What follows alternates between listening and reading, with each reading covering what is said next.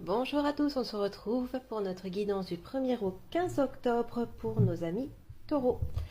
Alors, on a en première ligne le sentimental. Alors, qu'est-ce qu'on nous dit? La carte du pourparler avec Mars, tierce personne, négociation.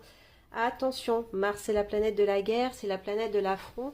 Ça demande aussi du courage avec cette planète-là. Donc ici, au niveau sentimental, attention aux tierces personnes, ça peut être un ou une ex vraiment qui vient un petit peu, on va dire, créer des tensions.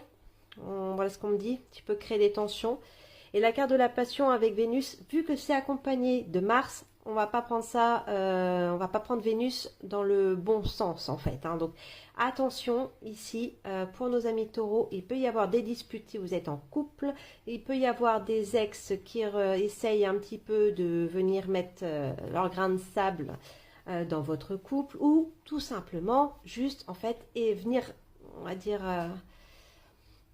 comment on va dire ça, un petit peu venir essayer de voir à quel point vous pouvez être patient. On va dire ça comme ça. En fait, très clairement, ça va vous taper sur les nerfs. Voilà, très clairement, c'est ça qui arrive. Vous allez devoir négocier. Il va falloir défendre votre pain un petit peu au niveau sentimental. Au niveau professionnel, alors, ici, on a la renommée, l'homme, la trahison. Bon, c'est plutôt pas mal.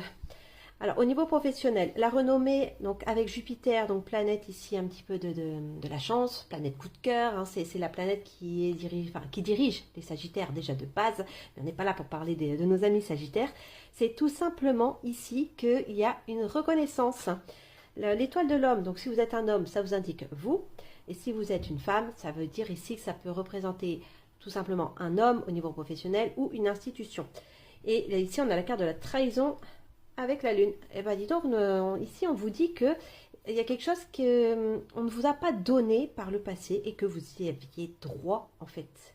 Voilà, vous aviez droit à quelque chose par le passé et en fait on ne vous l'a pas donné et du coup cette forme d'injustice elle va être réparée. Voilà, au niveau professionnel.